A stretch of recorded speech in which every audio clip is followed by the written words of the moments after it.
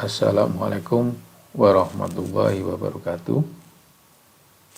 Saya Irfan Syarif Arif, dosen Teknik Sistem Perkapalan Institut Teknologi 10 November. Untuk presentasi kali ini kita bahas tentang tesis, antitesis, dan sintesis.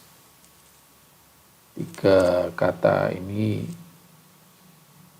tidak asing lagi bagi rekan-rekan yang belajar tentang filsafat, di mana filsafat itu sendiri adalah fenomena kehidupan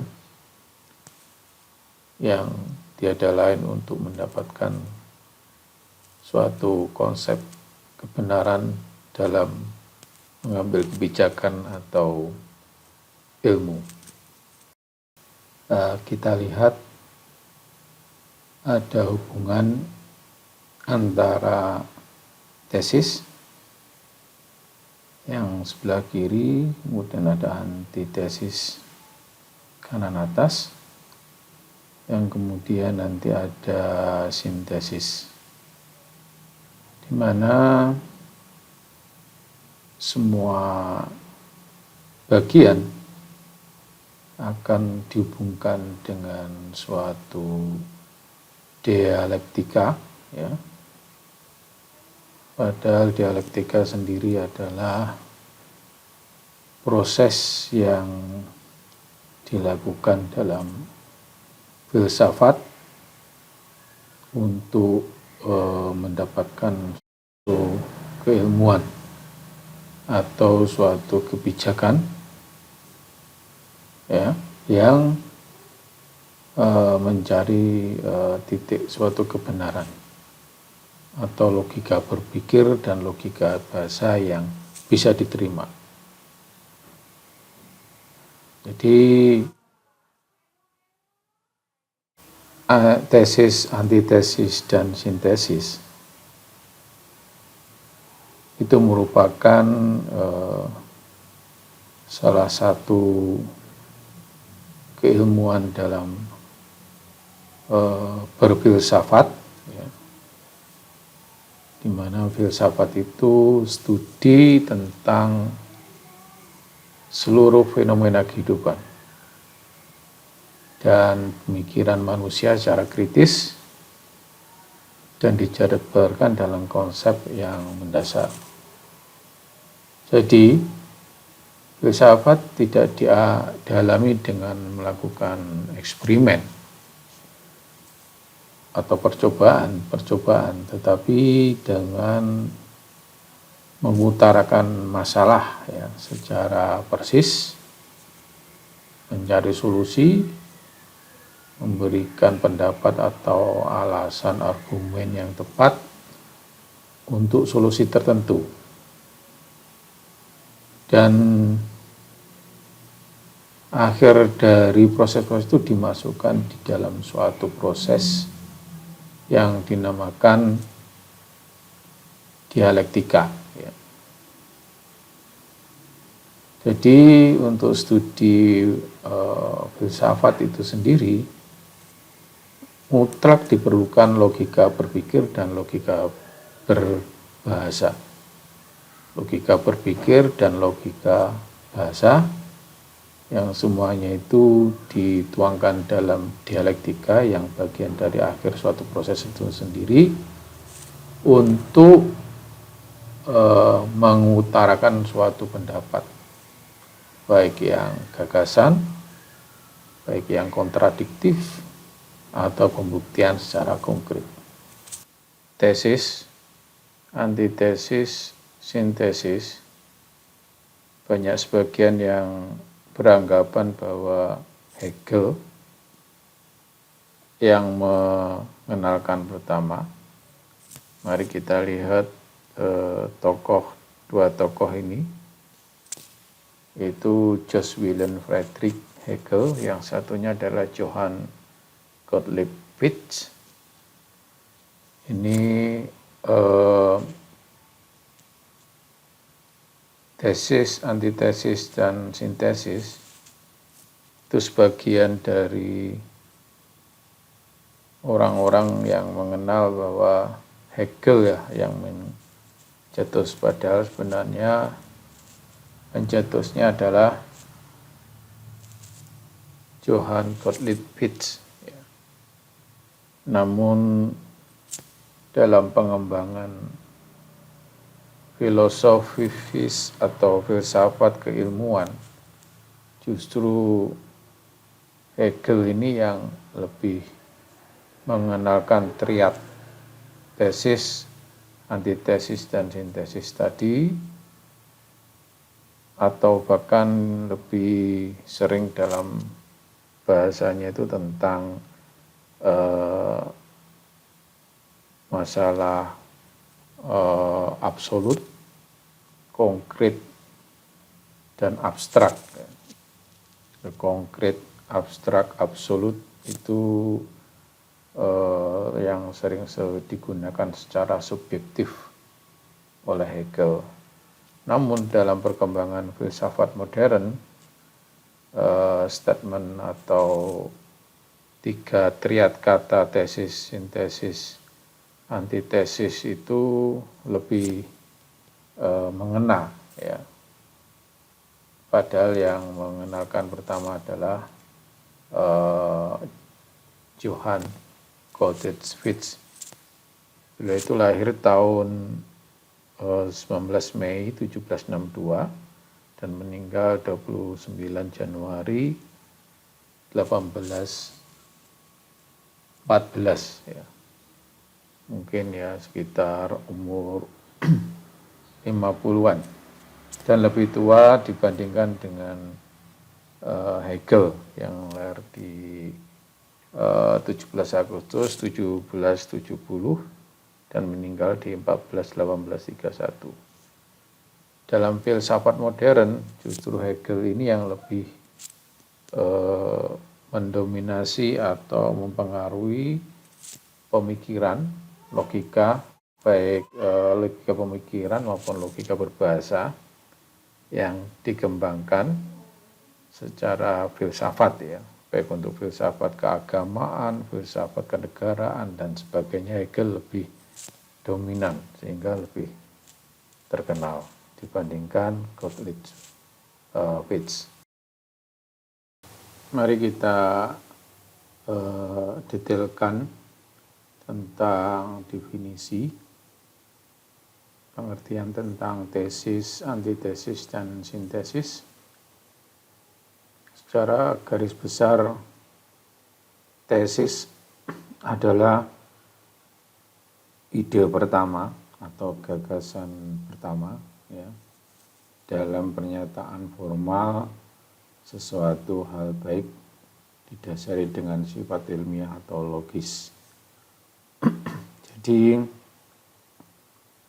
kalau gagasan-gagasan itu muncul, maka dapat dinyatakan sebagai tesis.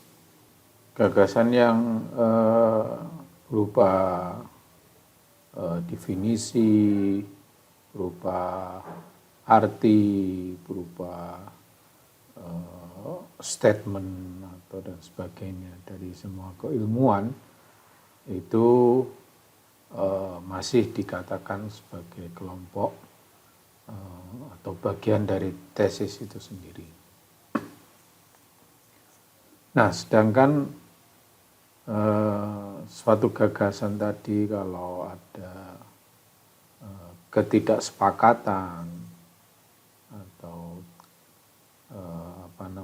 bertentangan dengan sesuatu ya, itu menjadi istilahnya adalah antitesis. Jadi antitesis itu kalau secara garis besar adalah ide kedua atau gagasan kedua yang menentang atau menyediakan gagasan pertama seperti tesis itu sendiri, baik didasari dengan sifat ilmiah atau logis. Jadi antitesis itu bisa muncul ya, karena ada tesis itu sendiri.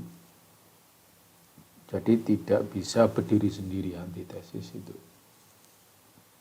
Jadi antitesis itu cenderung untuk menentang atau menyediakan gagasan dari tesis yang pertama. Dan itu pun bisa terjadi dalam ilmu pengetahuan, ya, dalam gagasan teknis, dalam gagasan metode, dan sebagainya. Atau penemuan-penemuan. Nah, itu antara tesis dan antitesis itu saling bertolak belakang. Pemikiran-pemikiran ini adalah mendasari filsafat ya, untuk menunjukkan mana yang akan menjadi suatu kebenaran, mana yang akan menjadi suatu kelogisan. Dan sintesis sendiri yang tiga ini, atau ide yang ketiga, atau gagasan ketiga, ini yang merupakan jawaban atau kesimpulan. Jadi sintesis itu adalah ide ketiga atau gagasan ketiga yang merupakan jawaban atau kesimpulan dari pertentangan antara tesis dan antitesis, dan menjadi hasil yang utuh dan hasil ilmiah yang baru. Artinya, ya, dari tesis dan antitesis tadi ada suatu pembuktian, dan pembuktian itu menjadi suatu arah kebenaran, dan kebenaran itu menjadi logis dan diterima oleh masyarakat secara subjektif, maka sintesis itu yang menjadi kesimpulan dari kebenaran itu. Mari kita memberikan contoh atau definisi yang lebih absolut, lebih konkret, dan lebih terdefinisi. Ya. Jadi kalau Hegel itu sendiri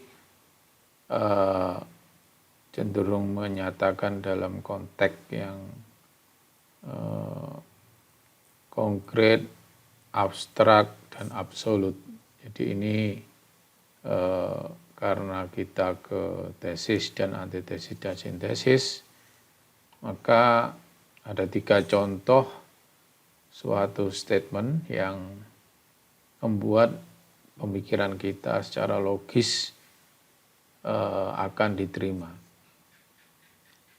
Contoh pertama, tesis menyatakan diyakini bumi itu bulat ya, dan merupakan pusat tata surya.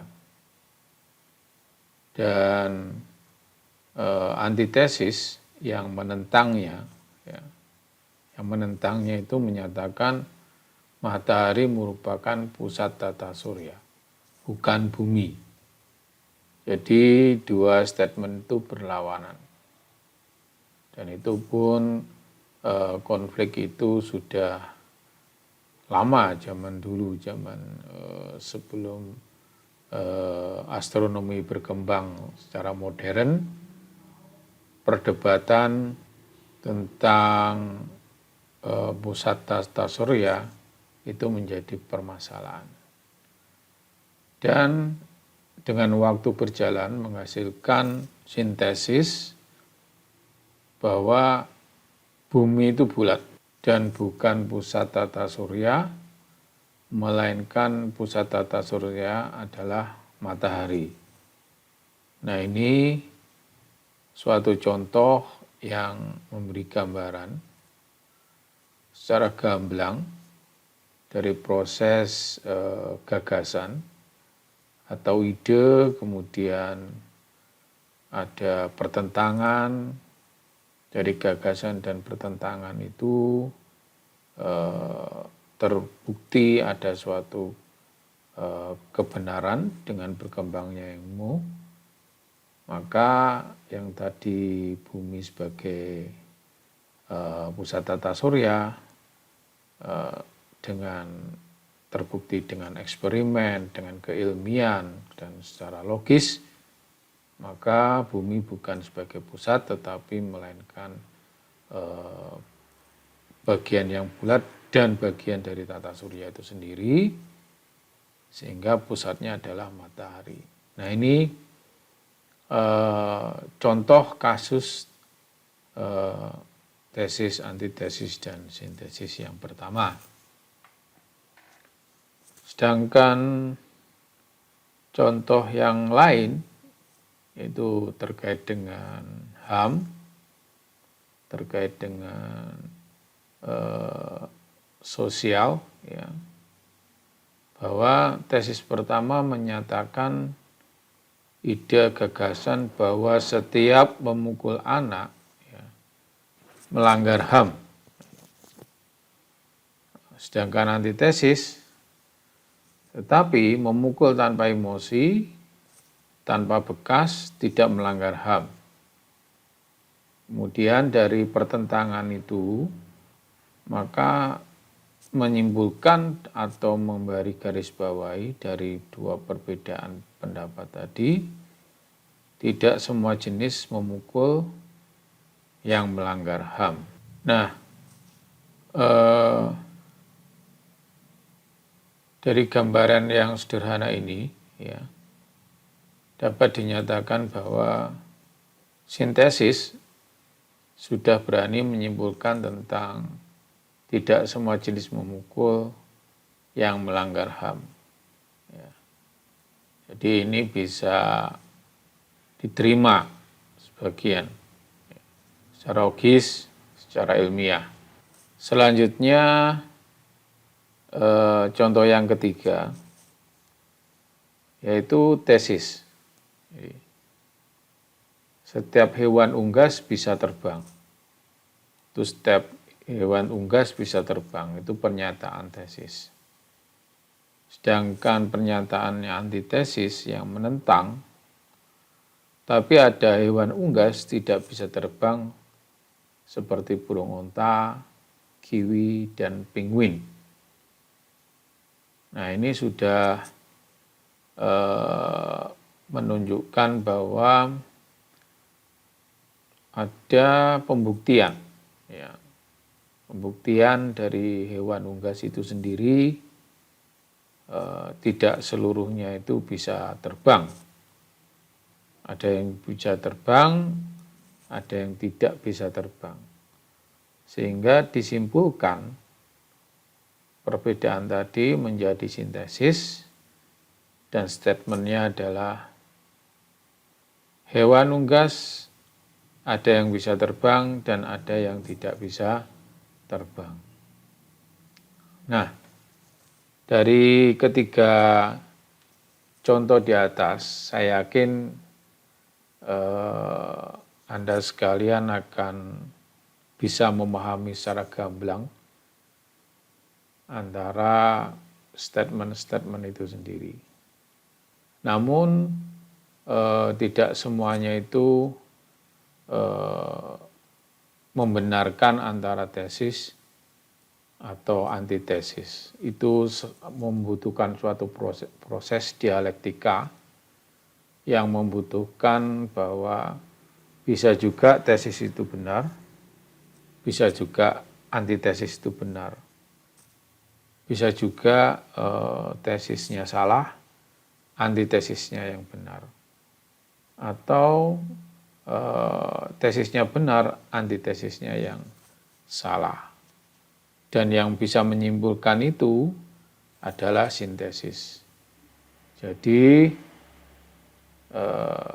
jangan berpandangan bahwa nanti kemungkinan salah satu saja yang akan benar, tesisnya saja, atau antitesisnya saja. Belum tentu. Dengan proses-proses dialog, ada pembuktian secara ilmiah, baik secara eksperimen, secara metode, atau dan sebagainya, maka akan disimpulkan menjadi sintesis itu sendiri. Nah itulah yang menjadi tolok ukur dari arah kebenaran dari suatu statement itu. Kembali ke gambaran umum tentang hubungan tesis, antitesis, dan sintesis itu ada kaitannya tentang dialektika yang bagian dari filsafat. Nah, mari kita mendalami tentang definisi dialektika dan apa makna dan seterusnya. Oke, dialektika itu seperti yang kita pahami dari Hegel, ya, adalah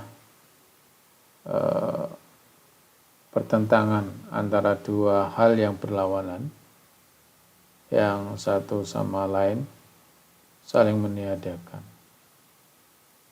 Seperti di kutub sebelah ada tesis, di kutub sebelahnya lagi ada antitesis. Tak hanya di luar diri manusia, kadang dialektika itu semacam itu ada dalam pikiran orang. Jadi dalam menghadapi berbagai pemikiran, ya, terutama di dunia pendidikan atau penelitian atau riset, itu pun dialektika itu secara tidak langsung ada pada diri kita, yaitu kesadaran diri kita. Bahkan Johann Fichte itu sendiri mengutamakan kesadaran diri di dalam dialektika itu untuk membuka suatu tarik-menarik antara kutub tesis sama kutub antitesis itu, supaya dalam mempertajam pikiran kita dalam melihat suatu masalah atau kasus, untuk ditarik kesimpulan dalam suatu sintesis, ya. Jadi dialektika itu suatu proses yang untuk mencapai titik kebenaran itu sendiri. Nah, sedangkan kata berdialektika, secara umum dialektika dapat didefinisikan sebagai sebuah buah gerak perkembangan ide atau gagasan yang terus-menerus berkembang selama proses kehidupan manusia. Ia menganalogikannya dengan seorang manusia yang menyerbangi sungai, ia akan terkena aliran air yang melaluinya. Nah, yang intinya berdialektika itu tidak hanya satu kasus dalam pemikiran kita, mungkin dalam misalnya kita membahas tentang keilmuan, tentang formula, tentang analisa atau assessment yang ada pada ide kita. Selalu dua kutub ini harus kita munculkan untuk mempertajam dari kasus itu sendiri, yang secara filsafat proses dialektika itu berlangsung terus-menerus. Namun di dalam diri kita kadang-kadang tidak menyadari bahwa itu ada, karena kadang-kadang kita sudah berani menarik suatu kesimpulan dengan pembuktian secara ilmiah atau logis. Nah, secara tidak langsung kita itu memikirkan ini tidak lepas dari filsafat tesis dan antitesis itu sendiri. Walaupun istilah itu tidak pernah kita munculkan dalam pikiran atau otak kita dalam menghadapi suatu permasalahan atau suatu keilmuan dan sebagainya.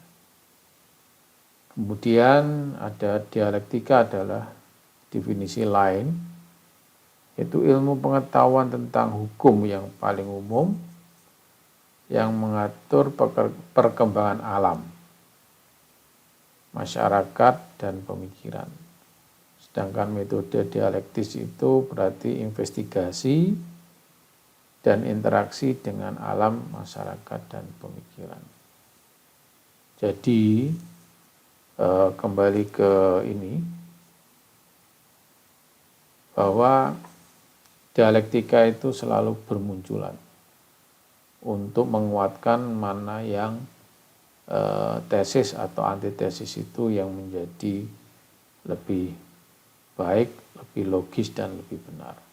Atau kedua-duanya bisa baik dan benar atau saling melengkapi, sehingga menimbulkan suatu sintesis yang menyimpulkan. Oke, kita lihat lagi yang dialektika dalam arti yang lain. Itu adalah seni berpikir secara teratur, logis, dan teliti yang diawali dengan tesis, antitesis, dan sintesis. Jadi dialektik itu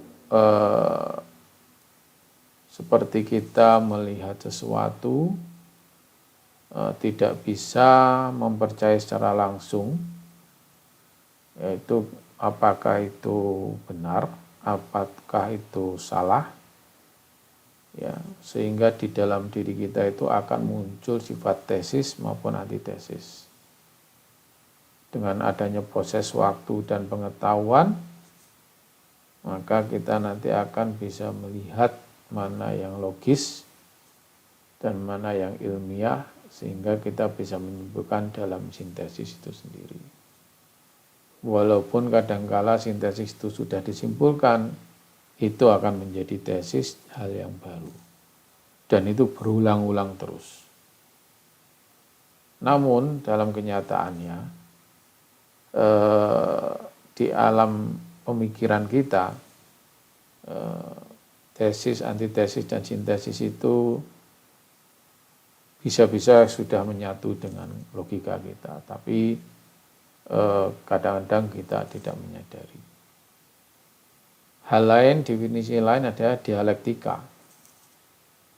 Hal berbahasa dan bernalar dengan dialog sebagai cara untuk menyelidiki suatu masalah. Ya. Jadi memang kalau menyelidiki suatu masalah itu salah satu dialektika. Dengan yang lain, ajaran Hegel yang menyatakan bahwa segala sesuatu yang terdapat di alam semesta itu terjadi dari hasil pertentangan dua hal yang menimbulkan hal lain lagi. Seperti di Kamus Besar Bahasa Indonesia, itu adalah definisi secara ilmiah. Namun dalam prakteknya kita itu sering melakukan dialektika, tapi kadang-kadang kita tidak menyadari bahwa yang kita lakukan adalah tentang dialektika. Nah, dialektika dan retorika itu saling bertentangan ya. Karena nanti ini saya munculkan karena terkait dengan sifat kepemimpinan, penguasaan, dan sebagainya. Dialektika ya, dipertentangkan dengan retorika. Ya. Kemudian retorika sendiri adalah seni mempengaruhi orang lain. Jadi sudah ada interaksi antara satu objek dengan objek yang lain, di mana objek yang satu akan mempengaruhi objek yang lain. Nah, dialektikanya sendiri adalah cara menemukan kebenaran atau usaha mencari kebenaran. Sehingga retorika ini adalah seni yang mempengaruhi orang lain, itu dibutuhkan dialektika. Ini lo benar, ini lo salah, maka Anda harus melakukan kebenaran. Nah, itu pembuktian itu adalah dilakukan dengan dialektika, dan proses kita meyakinkan mempengaruhi orang lain itu namanya retorika. Nah, definisi retorika sendiri pengetahuan atau seni bagaimana mempengaruhi orang lain baik melalui pembicaraan atau karangan. Nah ini sering di kalangan kampus, di kalangan dunia ilmiah dan sebagainya, nanti akan secara tidak langsung dialektika dan retorika itu saling muncul dalam suatu forum. Contohnya jenis berbicara dialektika itu sendiri, ya. Jadi kalau dialektika itu berbicara dalam kelompok untuk menemukan kebenaran, sehingga muncul kegiatan yang namanya diskusi. Jadi diskusi untuk meyakinkan ya, sesuatu atau statement atau formula atau keilmuan ya dibicarakan dalam kelompoknya untuk menemukan kebenaran. Dalam proses mempengaruhi kelompok itu sendiri, itu namanya retorika. Dan disitulah akan muncul suatu proses yang dialektika secara tidak langsung dan akan menuju suatu sintesis yang menuju ke kebenaran itu sendiri. Nah, jenis-jenis dialektika itu di dunia ilmiah, di perguruan tinggi dan sebagainya itu dimunculkan dalam bentuk kegiatan seperti diskusi, kemudian seminar, panel, kemudian kolokium, simposium, dan sebagainya. Dan kegiatan lain lagi juga ada, misalnya dalam suatu kelompok melakukan suatu rapat ya, untuk memutuskan suatu hal yang tindakan bahwa yang kita lakukan nanti ke depannya adalah ini benar, maka dilakukan rapat. Itu merupakan adalah jenis tentang dialektikanya sendiri. Ada lokakarya, ada konferensi, ada muktamar, ada kongres, dan munas. Ya. Bahkan ada juga nanti akan muncul perdebatan. Dan debat itu sendiri, tesis dan antitesis itulah yang mengawalinya. Sedangkan nanti dalam perdebatan itu sudah disimpulkan mana yang menjadi benar, maka akan menjadi sintesis itu sendiri. Oke, akhir dari materi presentasi saya ini, yaitu tentang tesis, antitesis, dan sintesis itu pada dasarnya adalah bahwa manusia itu selalu ingin berubah. Ya. Jadi setiap ada perubahan itu pasti ada gagasan, ada ide untuk merubah suatu sistem, merubah sesuatu hukum, atau merubah sesuatu yang tidak terbiasa menjadi lebih baik, ya. Mengalami menuju perubahan-perubahan yang intinya adalah ingin memperbaiki proses kehidupan manusia itu sendiri. Dan itu tesis, antitesis, sintesis, dan dialektika itu adalah salah satu modal filsafat ya, proses berdialektika untuk mempengaruhi suatu kelompok atau manusia dalam berpikir untuk melakukan suatu perubahan. Pada intinya dalam presentasi ini adalah tesis, antitesis, sintesis, dan proses dialektika itu tiada lain adalah menuju suatu perubahan ya. Dari yang sebelumnya ada menjadi tidak ada, yang sebelumnya tidak ada gagasan menjadi gagasan, dan semuanya ada yang menolak, ada juga yang diterima, dan akhirnya kalau diterima secara sintesis akan menjadi kebiasaan secara logis oleh masyarakat, dan itu akhir daripada perubahan itu sendiri. Dan itu berulang-ulang sehingga sektor perubahan tidak hanya pada satu bidang, tapi menyeluruh ke semua bidang. Oke, saya Irfan Syarif Arif dari jurusan Teknik Sistem Perkapalan ITS. Untuk pemaparan kali ini saya cukupi, sampai bertemu pada materi yang lain. Assalamualaikum warahmatullahi wabarakatuh.